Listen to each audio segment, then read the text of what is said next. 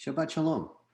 This week in the Torah portion, we learn about Joseph and his brothers and the reconciliation between them, as Joseph has been appointed vizier, Pharaoh's right-hand man in Egypt, to handle distribution of food, which was gathered during 7 years of plenty, and now are given out during 7 lean years of famine. The portion is called Miketz, and throughout this portion, we come across one word over and over again. In verse 1 of chapter 42, it states there, Vayar Yaakov ki yesh shever b'Mitzrayim. Jacob saw that there were food rations to be had in Egypt. And next, in chapter 42, verse 5, it states, V'yavo'u b'nei Yisrael lishbor. And the children of Israel came to procure food rations. And finally, in verse 6 in chapter 42, it states, Yosef hu hamashbir. In Joseph, he was the dispenser of food rations.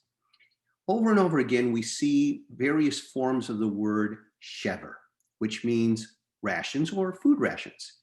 So from the simple, straightforward reading of the text, we understand that Joseph in Egypt represents food and rations for all who are in need. So there's also a hidden meaning in our text.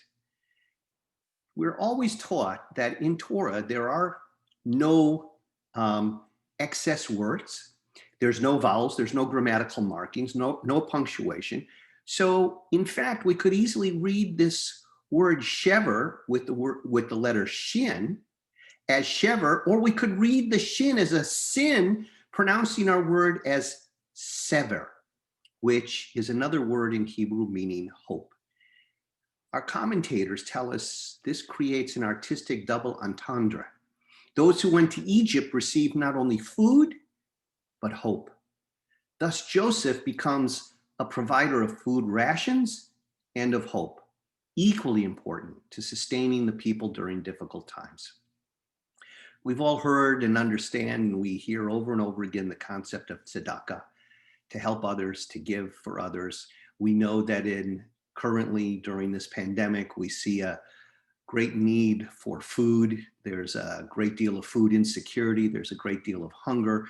The food banks are popping up all over. There's a extra need for rations of food for people who've lost their jobs, who can't make ends meet during the pandemic.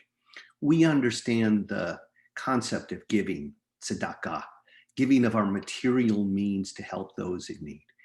But I think it's also important for us to understand, especially as we conclude this festival of lights, this festival of Hanukkah, when we bring light into the darkest time of year, that not only are we obligated and responsible for giving of our material possessions to others in need, to provide food, but we also need to be the source of hope, a source of light for those who feel the darkness coming in on them, for those who need the help and the hope to make it through this darkest period of our year and this darkest period of humanity during this pandemic. So I pray, as much as you consider giving gifts of tzedakah, giving gifts of food and those material things which can help people during times of need, but you also consider that you yourself can be a source of hope, a source of light, a source of encouragement and optimism for all of us who are living in times where we are stressed, where we are anxious, where we are depressed. Reach out to your friends, reach out to family, even if you find your means limited in helping provide food and material things. You are a source of unparalleled hope and light, each and every one of us as a human being, to our fellow human beings.